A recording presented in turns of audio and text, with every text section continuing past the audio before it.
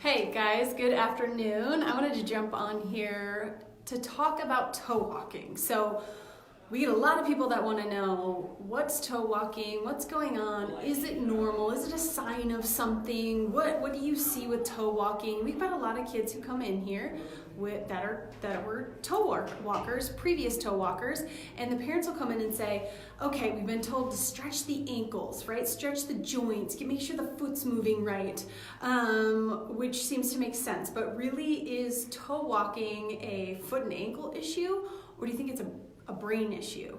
And I gotta tell you with 100% certainty, I've seen it as a brain issue every single time. So how does that work?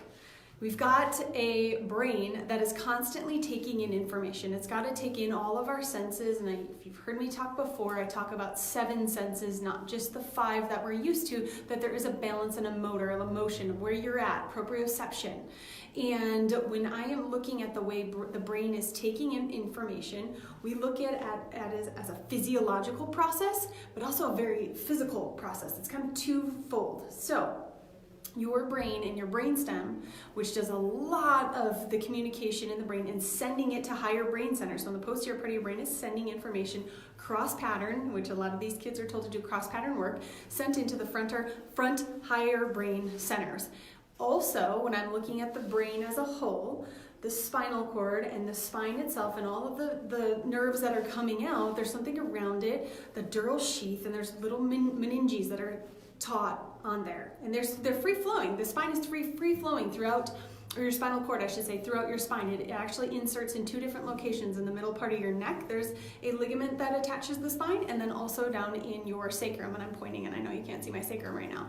And when we start to see cord tension, so I had a little hairband, and this is what I thought I'd jump on here and show you with. When we're talking about cord tension and all these little tiny fingers that are hanging off of there, there's also tension there. So what happens when there's cord tension from the bottom of the brain down to the sacrum, where it's actually attached to bone? So there's a physical ligamentous attachment here, and up here in the middle part of the neck, it will start to pull tension into the brain. And what happens? What do you want to do?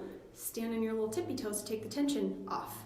It is literally a physiological process that's going on in the body, and physically, our bodies are super intuitive. They're so smart. They're going to take tension off the spinal cord by coming up on the toes. And when do you see it? Not always. You can see that the kids that are going to be toe walkers often have absolutely normal 100% range of motion in their foot and ankles. It is not a foot and ankle thing. I'm not telling you not to have the foot and ankles checked out, because some kids have very taut over time.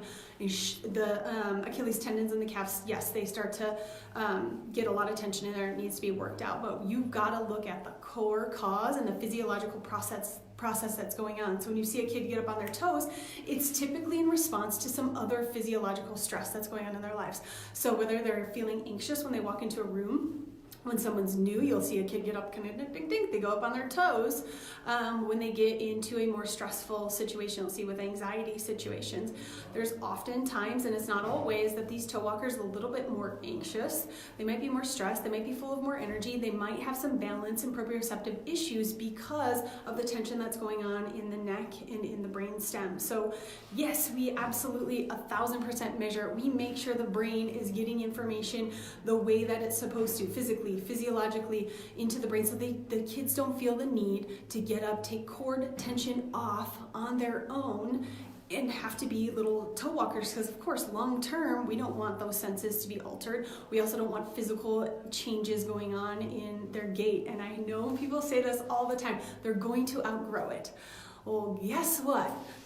For the first time, and I videotaped it, and if I can put it in the comments, I will. I saw an adult toe walker, now more than once. It was a barista, and he never got onto his heels. We videotaped the whole thing.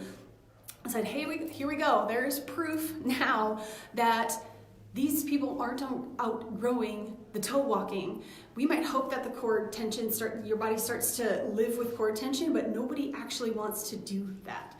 Your brain is much smarter than that, and if the core tension is there, we're going to stay up on our toes. So if you guys, I see some people listening, hello, from other areas that might need a pediatric chiropractor to get evaluated, to get a neurological evaluation and not just a foot and ankle assessment, you need to do that. Go to the nwf.org and find somebody, the nwf.org, find a provider, a pediatric care provider in your area. If you are in Eagle, you need to come here or come to our Perfect Storm. September 10th, we talk about this. We talk about sensory. Is this a sensory issue? Is this a behavior issue? Do it. There's a ton of information on there. There's no pressure, full of information. Let's help our kids get the best life that they can. And we talk a lot about environment, what's going on with our 7 senses inside of our body and why some kids are neurologically stressed. And yes, toe walking is a symptom of that. Love to help your kid out. I hope you guys have a fantastic day. I think most kids are back in school, and I hope the transition is going very well for you. Talk to you soon.